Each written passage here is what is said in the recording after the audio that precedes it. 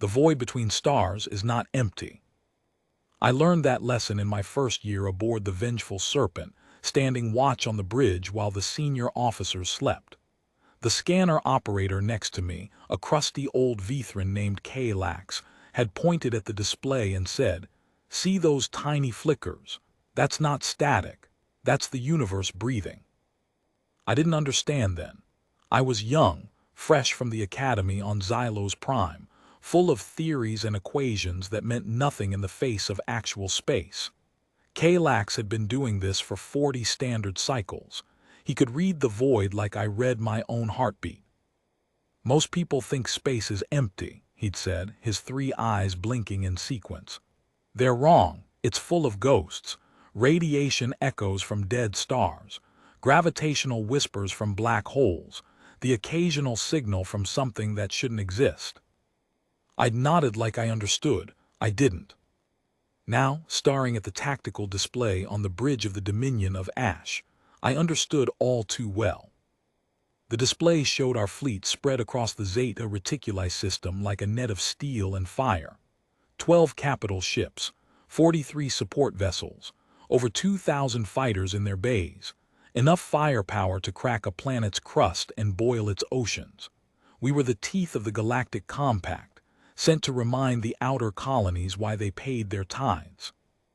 The system governor, a bloated H-roll who'd grown fat on taxation and fear, had sent panic transmissions for 3 standard days before we arrived. Something was coming, something from beyond the rim. He didn't know what. He only knew that his defensive platforms, 50 of them state-of-the-art, each capable of shredding a cruiser, had gone silent one by one. We found the platforms still there, still intact but dead. No power signatures, no weapons charge, no crew. The ships had been drained like someone had pulled the plug on their existence. Commander Vilar, my superior, had dismissed it as a power surge from the local star. "Old platforms," he'd said with a wave of his clawed hand. "The governor should have maintained them better." I'd wanted to say something. The platforms weren't old. They'd been installed 9 cycles ago. But I was a junior officer, barely past my probationary period. I kept my mouth shut and my eyes on the scanners. That was 6 hours ago. Now I wished I'd spoken up. "Sir," I said, my voice steady despite the knot in my chest, "I'm picking up something, bearing 147 Mark III, range, unknown." Commander Vilar turned from his command throne, his 6 eyes narrowing to slits. He was a veteran like Kalax, but where Kalax had been weary and kind, Vilar was sharp and cruel. He'd earned his command through political maneuvering, not battlefield prowess, and everyone on the bridge knew it. "Unknown," he repeated. "Why is it unknown? The scanners should give a range." "They should, sir. They're not." The bridge went quiet. That kind of quiet where everyone is breathing too shallowly and pretending they aren't terrified. I could hear the hum of the life support, the distant thrum of the engines, the soft click of claws on console buttons. The display flickered, then it resolved. I stared at the tactical screen, trying to make sense of what I was seeing. The sensor returns were confused, muddled, like trying to see through water. The ship, if it was a ship, was moving at a speed that didn't match any known drive signature. It was just there suddenly, where nothing had been before. "Sir," I said again, "I think we have an incoming vessel, unknown configuration, bearing 147 Mark III, still no range, but it's heading straight for us." Vilar pushed himself out of his throne with more grace than I expected from someone his age. 300 cycles, if the rumors were true. He stalked across the bridge to my station, his personal stink of expensive perfume and old anger preceding him. "Show me," he demanded.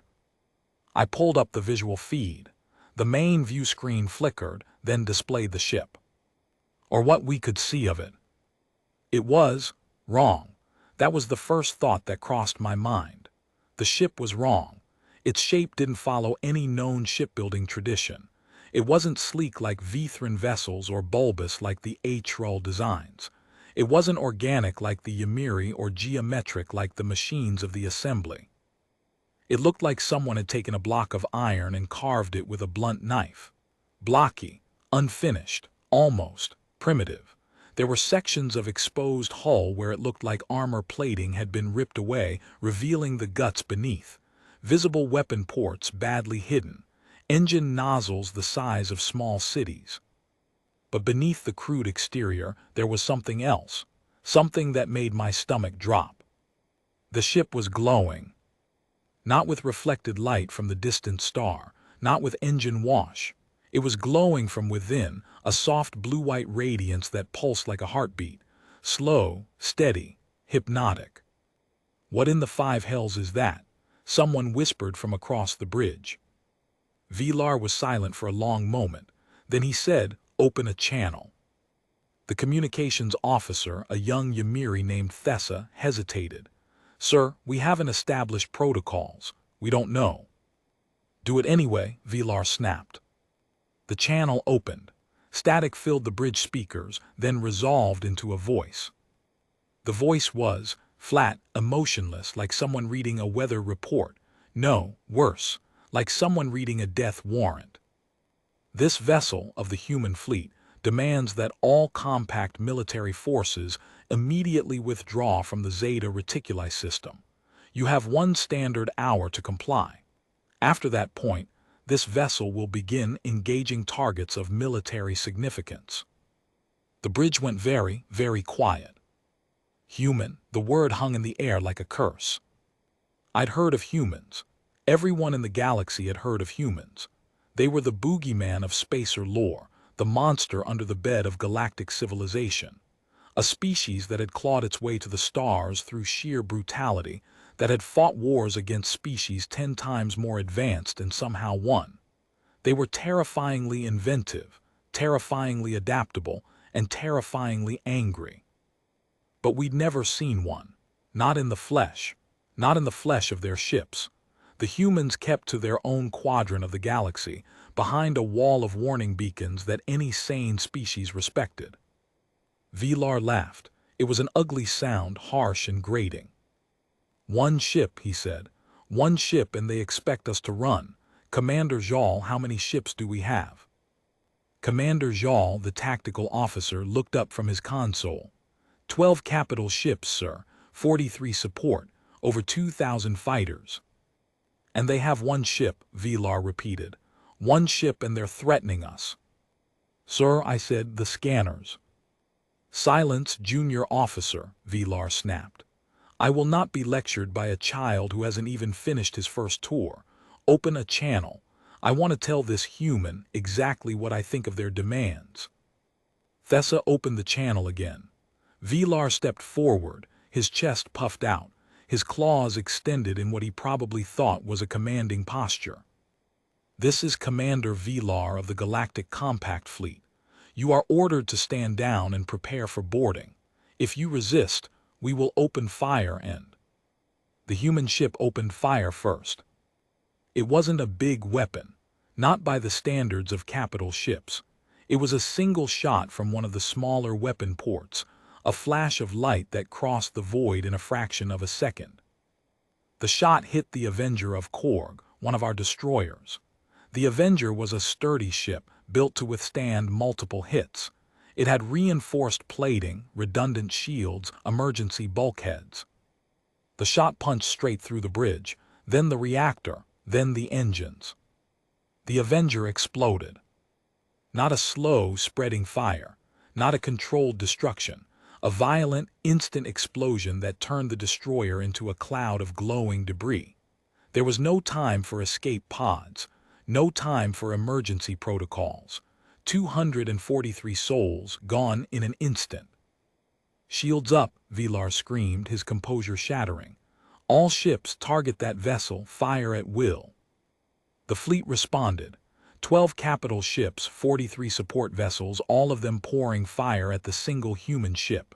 Missiles, lasers, plasma, kinetic slugs, the full fury of the compact navy. The human ship didn't even slow down. The weapon's fire hit its shields, And I use the word shield loosely because whatever that ship had, it wasn't anything we recognized. The human ship just absorbed the damage. The energy from our weapons was drawn into its glowing hull like water into a sponge. The ship pulsed brighter for a moment, then settled back to its steady rhythm. And then it fired again.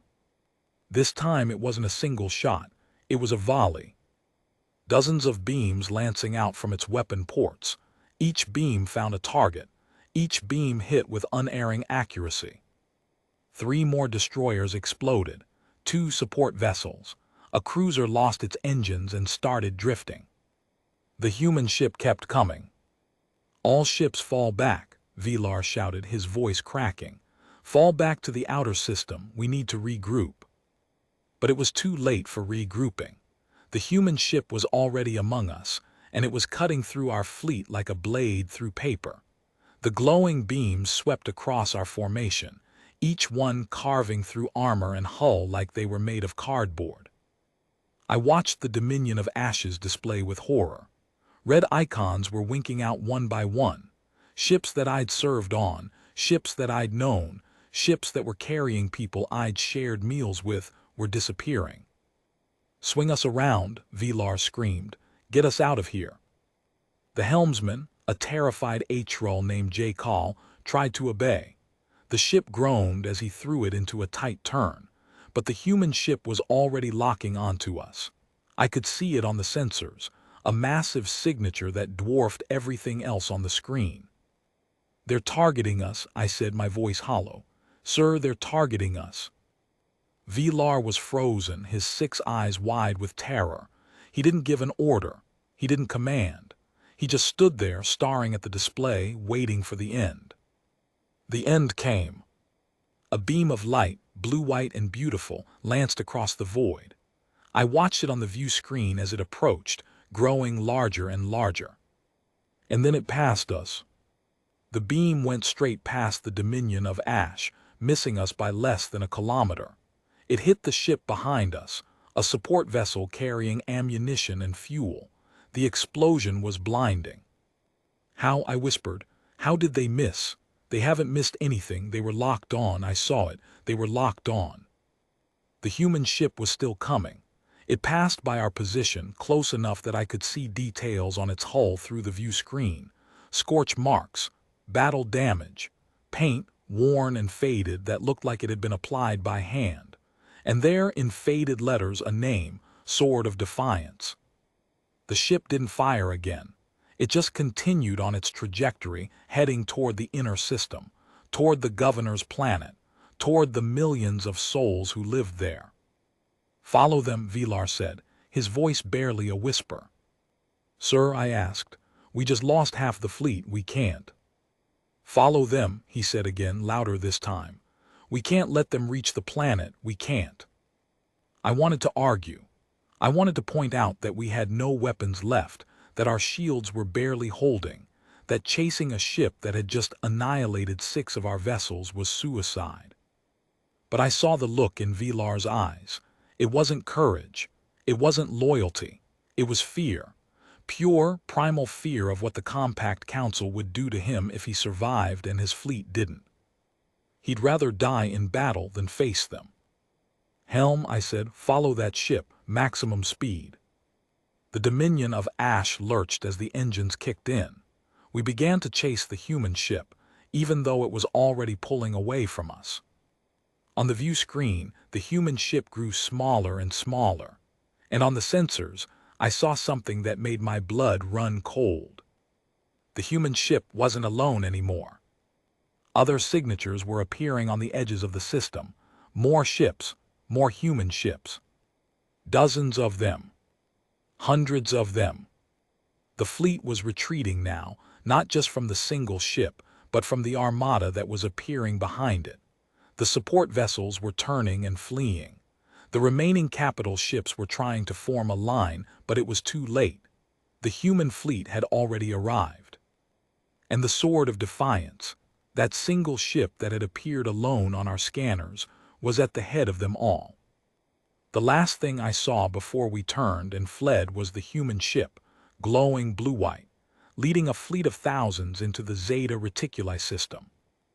And I heard the voice again, flat and emotionless, speaking to the entire system. This vessel of the human fleet warns all remaining compact military forces. Continue to resist, and we will be forced to escalate.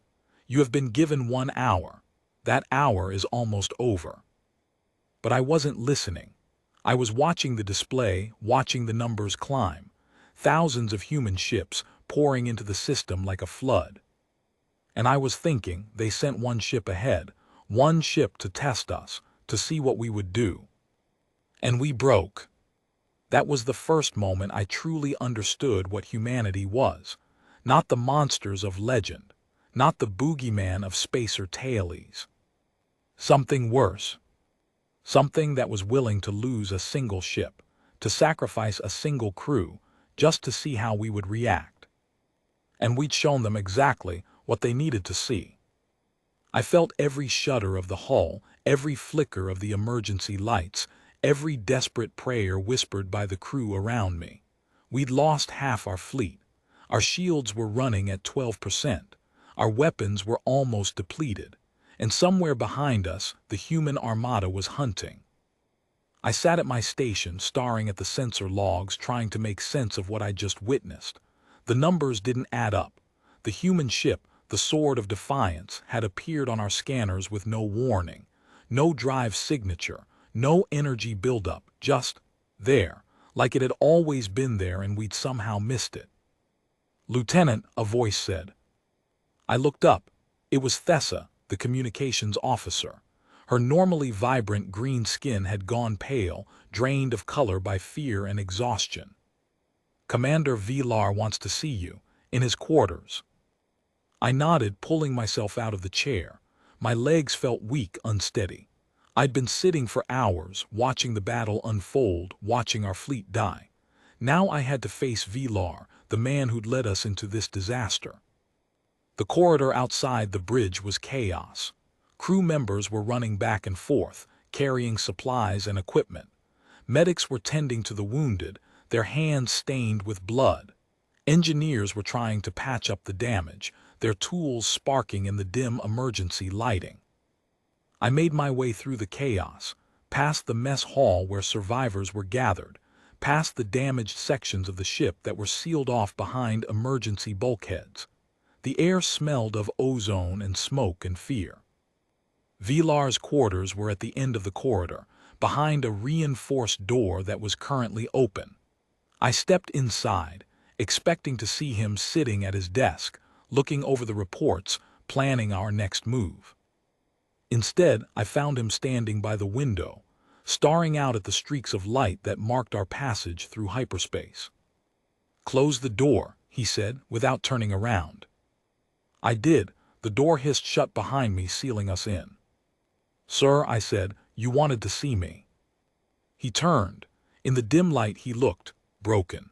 His 6 eyes were dull, his skin a sickly yellow. The confident commander I'd known was gone, replaced by a terrified old man. "The Compact Council will want answers," he said. "They'll want a scapegoat, someone to blame for the disaster." My blood went cold. "Sir, I was only following orders. I know," he interrupted. "I know, that's not why I called you here." He paused, his claws twitching. "I need you to do something for me, something important." I waited, not trusting myself to speak.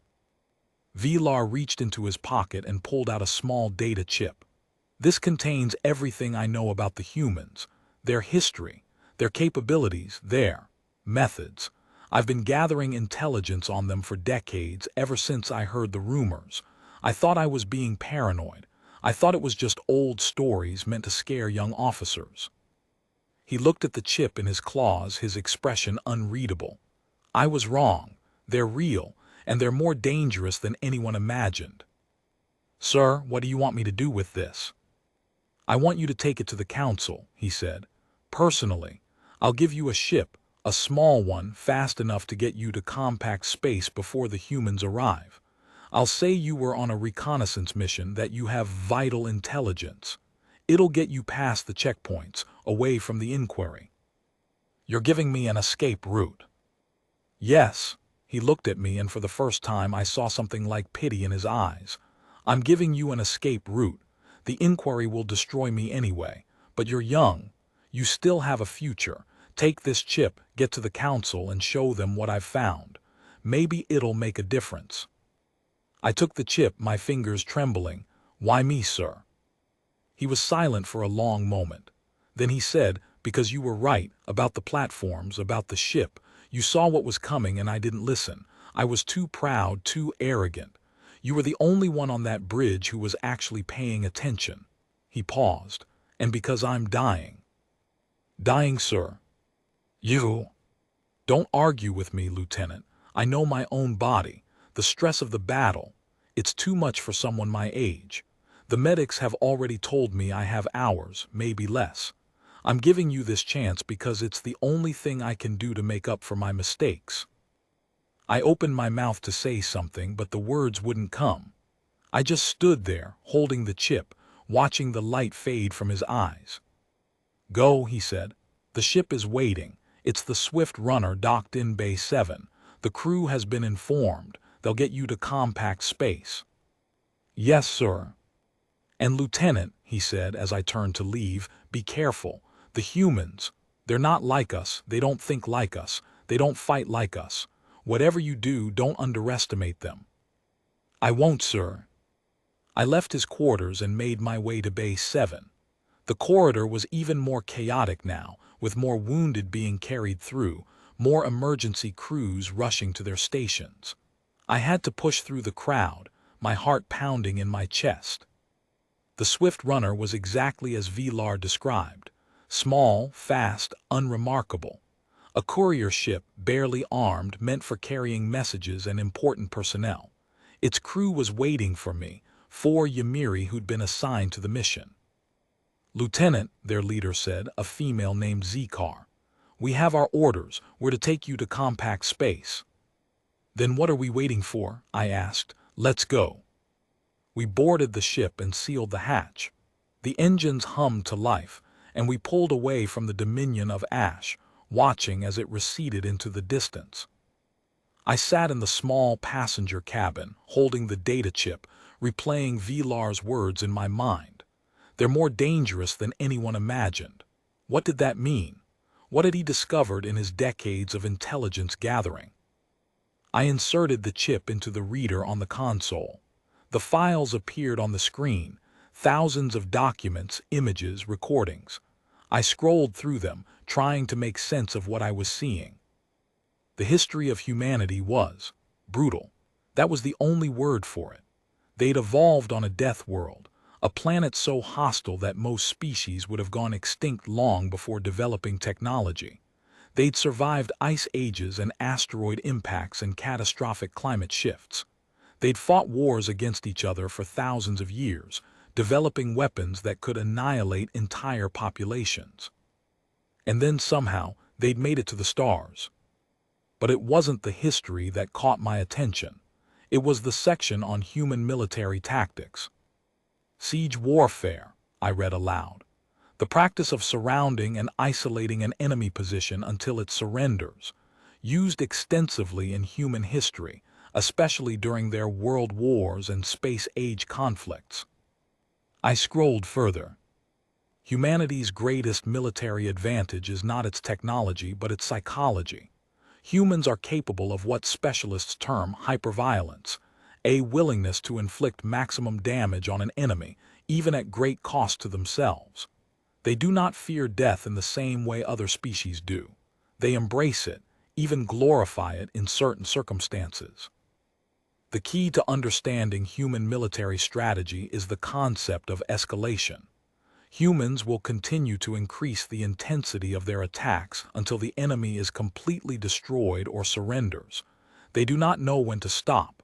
They do not want to stop. They want to win at any cost. I thought about the Sword of Defiance. A single ship sent ahead of the Armada. They'd wanted to see how we'd react. They'd wanted to test our response. And when we'd failed, when we'd retreated in panic, they'd known they could take the entire system. But I was still thinking about the Swift Runner.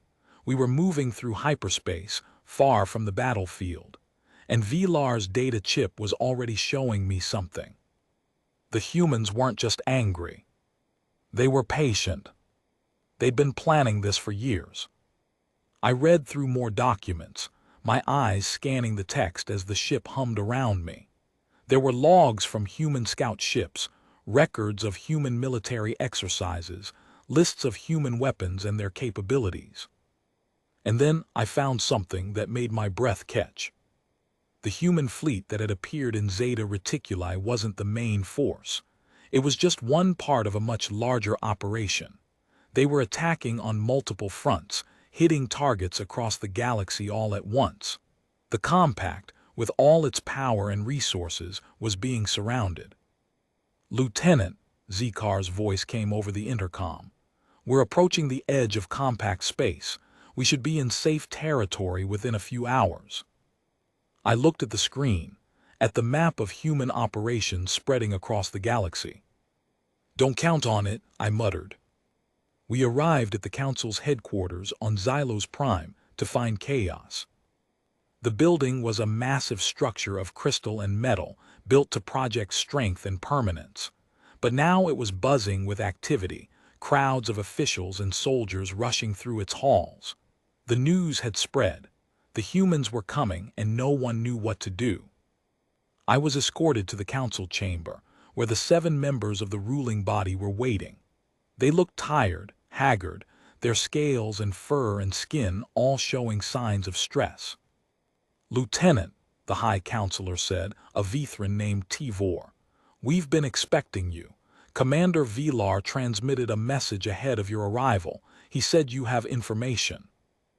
I stepped forward, holding up the data chip. "Yes, High Counselor, but before I present this, I need to know one thing." "What?" "What are we planning to do about the humans?" The council chamber went quiet. The members looked at each other, their faces unreadable.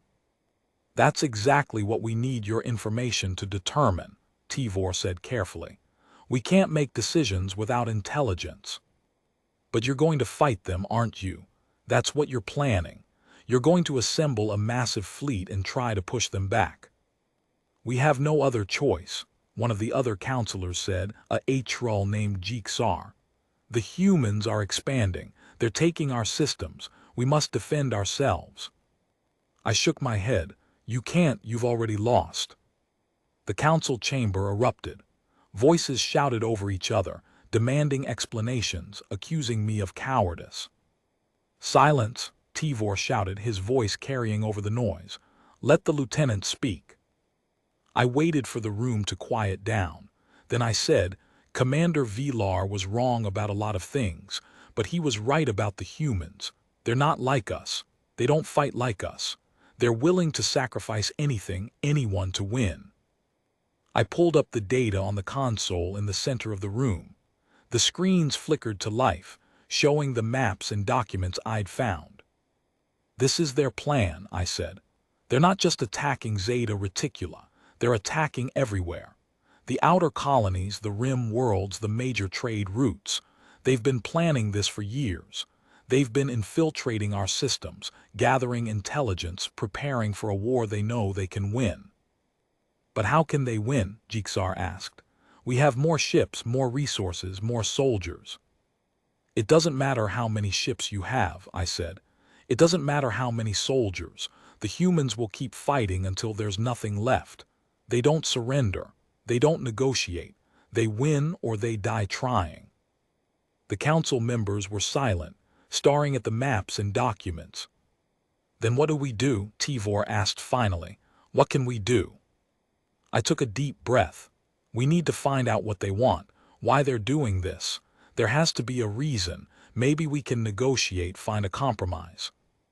"Negotiate with the humans," Jiksar laughed bitterly, "after what they did to our fleet. The Sword of Defiance gave us an hour to withdraw. They could have destroyed us all, but they gave us a warning. They're not just mindless killers. There's something else driving them." Tivor nodded slowly. "Then we'll send a delegation. We'll try to open communications. We'll do whatever it takes to end this war before it starts." I looked at the council members, at the fear and exhaustion on their faces. They were desperate. They were grasping at straws. But I knew, deep down, that it wouldn't work. The humans had already shown what they were willing to do. They'd already demonstrated that they would stop at nothing. The question wasn't how to stop them. The question was whether we could survive them. I didn't want the job. I'd seen what the humans could do. I'd watched their ship cut through our fleet like it was made of paper.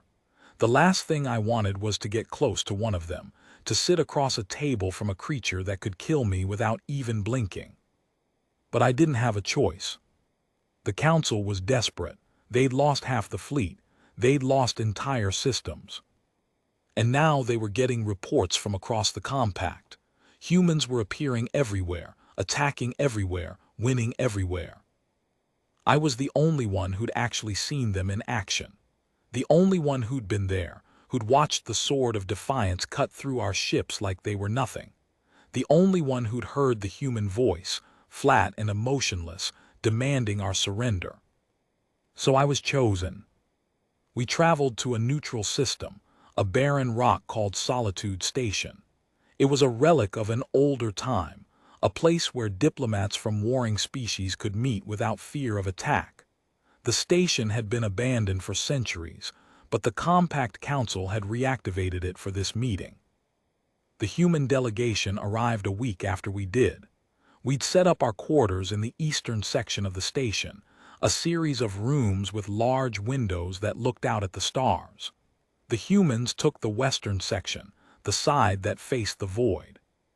We'd agreed to meet in the main chamber, a vast hall that had once hosted thousands of diplomats. Now it was empty, save for a long table in the center. I stood behind our side of the table, my palms sweating, my heart pounding in my chest. I dressed in my finest uniform with all my medals and decorations. I wanted to look impressive. I wanted to look like I wasn't terrified. The humans arrived exactly on time. There were 5 of them. 4 were soldiers, wearing armor that looked like it could withstand a direct hit from a plasma cannon. They moved with a fluid grace that was almost inhuman, scanning the room for threats, their hands resting on their weapons. The 5th human was different. He was dressed in simple robes, a dark blue that matched the station's empty halls. He looked older than the others, with gray streaks in his hair and lines on his face. He moved slowly, deliberately, as if he had all the time in the world. He sat down across from me, and the soldiers took positions behind him. "Thank you for agreeing to meet with us," I said, my voice steady despite my fear. The human looked at me, his eyes, blue I noticed, a pale blue like the sky of a distant planet, studying my face. His expression was unreadable. "Thank you for agreeing to meet with us," I repeated, trying to fill the silence. "You already said that," the human said. His voice was flat, emotionless. The same voice I'd heard on the Dominion of Ash, the voice that had demanded our surrender. Hearing it in person was even more chilling. I'm sorry," I stammered. "I'm nervous." The human blinked slowly. "Why are you nervous?" "Because you could kill me whenever you want," I said. "You and your soldiers could kill everyone on this station if you wanted to. You have the weapons.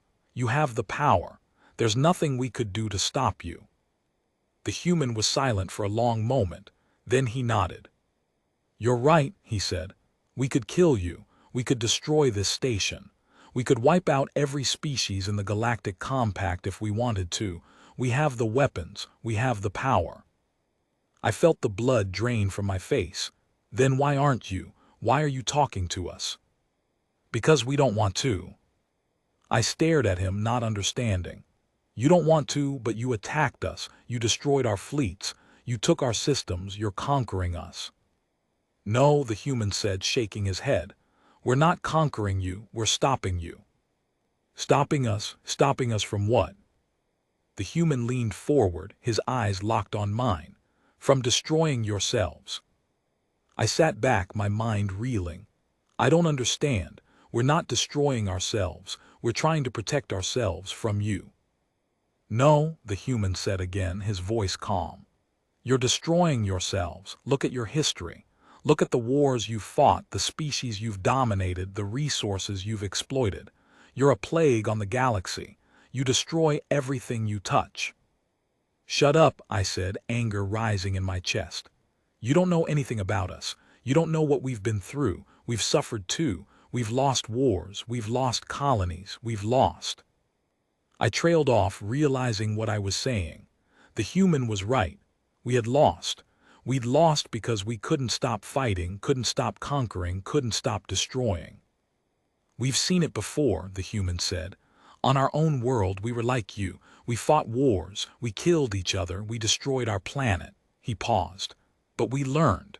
We learned that there's another way, a better way. What way? Cooperation, the human said. Working together, helping each other, not through fear but through love. Love, I repeated, the word strange on my tongue. Love doesn't win wars. No, the human agreed. Love doesn't win wars, but love ends them. Love stops them from happening in the first place. I looked at the human, at the calm, confident expression on his face. He wasn't gloating. He wasn't boasting. He was just stating facts like he was explaining the weather. You're insane, I said finally. All of you are insane. The human smiled. It was a small smile, barely a twitch of his lips. Maybe. But we're not the ones who started this war. We're not the ones who tried to conquer the galaxy. We're not the ones who used fear to control other species. You attacked us first, I shot back. The sword of defiance came into Zeta Reticuli and started killing our ships. We didn't do anything to you. You just attacked. The human smile faded. No, we didn't attack first. We gave you a warning. We told you to leave. You chose to fight. You chose to sacrifice your ships and your crews. We gave you a chance and you threw it away. I opened my mouth to argue, but the words wouldn't come. He was right. The sword of defiance had warned us. They'd given us an hour to withdraw. We'd refused. But I'd watched them kill our ships. I'd watched them cut through our fleet like paper. You didn't have to kill them, I said quietly. You could have disabled them. You could have captured them. No, the human said. We tried that once. It didn't work. The compact uses fear to control its subjects, fear of death, fear of destruction. We had to show that we were willing to kill, that we were willing to destroy. It was the only language you understood. He leaned back in his chair, his eyes still fixed on me. But we're not your enemy, he said. We're your salvation. We're offering you a chance to change, a chance to stop the cycle of violence, a chance to save yourselves. Save ourselves from what? You. Save yourselves from yourselves, the human said. You're destroying the galaxy. You're destroying each other. You're destroying everything you touch. We're trying to stop that. We're trying to save you whether you like it or not. I stared at him, my mind spinning. The words didn't make sense. They were too alien, too foreign. The concept of a species that didn't want to conquer, didn't want to dominate, didn't want to kill. How, I asked finally, how are you supposed to save us? The human smiled again. By showing you there's a better way, by showing you how to work together, by showing you how to love. I shook my head. You're mad, all of you are mad. Maybe, the human said, but look around you. Look at what the compact has become. A society built on fear and control. A society that destroys anything it doesn't understand. That's not a society worth saving. That's a society that needs to be saved from itself. He stood up, and the soldiers moved behind him. We'll give you time to think about what I've said, the human said. You have one standard month to respond. After that, we'll assume you've chosen war. I watched him leave, watched the soldiers follow him out of the room. And then I was alone, sitting at the long table, staring at the empty chair where he'd been sitting. Love, cooperation, saving the galaxy. The words echoed in my mind, refusing to leave. I thought about Vilar dying in his quarters on the Dominion of Ash. I thought about the fleet scattered and broken. I thought about the council, desperate and afraid. But most of all, I thought about the human's eyes. The calm, steady gaze that had held no anger, no hatred, no fear. He'd looked at me like I was a child who needed to be taught, like I was a broken thing that needed to be fixed. And the worst part was, he was right. The compact had become a monster, a creature built on fear and control, a society that would sacrifice anything to maintain its grip on power. I'd been part of that society. I'd served its ships, fought its wars, believed its lies. And now I was sitting in an empty room, wondering if there was any way to save it from itself. The human had given us a month to decide what we were going to do. But I already knew what the council would choose. They'd choose to fight. They'd choose to die. They'd choose to destroy everything rather than admit they were wrong. And I couldn't let that happen. I told them what the human had said. I told them about the offer. I told them about the threat of extinction. And I told them I believed the humans were telling the truth. But the council wasn't listening. "I'll not surrender to a race of barbarians," Tivor snarled when we spoke over the holographic link. "We have resources. We have allies. We can still fight." "We've seen what happens when we fight," I said. "We saw what happened at Zeta Reticuli. They destroyed half our fleet in minutes. We have to find another way." "There is no other way. We either fight or we die, and I'll not die on my knees." I stared at the holographic image of the council, at the stubborn defiance in their eyes. I'd known they would react like this. I'd known they would choose to fight. But I'd hoped they would be smarter. "Then I'm resigning," I said. "I can't serve a government that's willing to destroy itself rather than admit it's wrong." "You'd be a traitor," Tivor said. "A traitor to the compact, a traitor to your own people." "Maybe, but I'd rather be a traitor than a corpse, and I'd rather be a traitor than watch my people die for nothing." I cut the connection before he could respond. The next day, I woke up to the sound of fighting. The humans had arrived. They'd come in the night, bypassing the station's defenses, landing on the docks and securing the command center.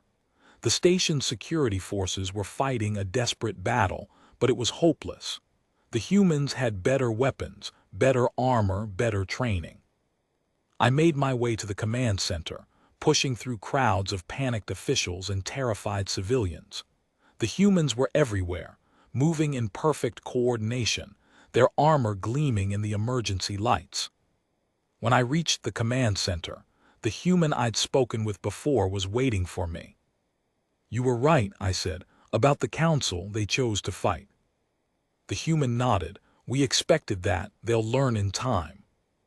"Maybe, but they won't be the ones learning. They'll be dead. All of them will be dead." "That's not necessarily true," the human said. "The war isn't over. It hasn't even really started." "Then what? What are you planning to do?" The human smiled. "We're going to show them there's a better way, show them how to work together, show them how to love." "Love," I repeated bitterly. "Love is why we're here. Love is why we're dying. It's all you talk about." "That's because love is the only thing that matters. It's the only thing that can save us. Not guns, not bombs, not fear. Love." I shook my head. I don't understand. I don't understand how love can stop wars, how love can stop enemies, how love can stop the fear." "Love doesn't stop fear," the human said. "It makes it bearable. It gives us strength to overcome it. It shows us there's something worth fighting for besides hatred and destruction." I looked at him, at the calm, confident expression on his face. He'd seen the same things I'd seen. He'd watched people die. He'd watched planets burn. And yet he was still here, still fighting, still believing in something better. "You're insane," I said again. "All of you are insane." "Yes," the human agreed. "Maybe we are, but we've seen what insanity can do. It can change the world. It can save the galaxy." He turned to leave, then stopped. "We'll need your help," he said. "If we're going to change the galaxy, we'll need people who can help us, people who have seen the truth, people who believe there's a better way." I opened my mouth to refuse, to tell him I wasn't interested in his insane plans. but the words wouldn't come. I'd seen the truth. I'd seen what the compact had become. I'd seen the destruction, the violence, the fear. And I'd seen something else too. I'd seen the human who'd given us a chance to change. I'd seen the hope in his eyes. "Fine," I said, "I'll help you, but don't expect me to love anyone." The human smiled. "No one expects that, not yet, but in time." He was right. In time, everything would change. We'd been fighting for 3 days now, trapped in the Zeta Reticuli system by the human armada. Our fleet was almost completely destroyed. Our weapons were depleted. Our crews were exhausted. I stood on the bridge, watching the human ships surround us. They were everywhere, hundreds of them, thousands of them. They were closing in, their weapons glowing with a cold, unearthly light. "They're hailing us," Thessa said, her voice barely a whisper. "Open the channel," I said. The human voice came through, flat and emotionless, like a death sentence being read in a courtroom. "This vessel of the human fleet demands the surrender of the vengeful serpent and all its crew. You have been given multiple opportunities to withdraw. You have refused. This is your final warning." I looked at Thessa, at the fear in her eyes. I looked at the rest of the bridge crew, at their exhaustion and despair. And I thought about my father. He'd been a soldier like me. He'd served on the front lines, fighting the wars of the compact, believing in the cause. But the wars had changed him. They'd taken his idealism, his hope, his faith in humanity. And he'd passed that cynicism onto me. But I'd learned something during the war. I'd learned that the humans weren't the monsters I'd been told they were. They were just like us. They had families. They had friends. They had hopes and dreams. The only difference was that they'd learned to love. "Open a channel," I said. "I want to talk to them." Thessa looked at me with wide eyes. "Sir, are you sure? They've killed thousands of our soldiers. I know what they've done, but that doesn't mean I can't talk to them." The channel opened. The human's face appeared on the view screen, calm and composed. "This is Captain Javor of the Vengeful Serpent," I said. "I'm ready to surrender."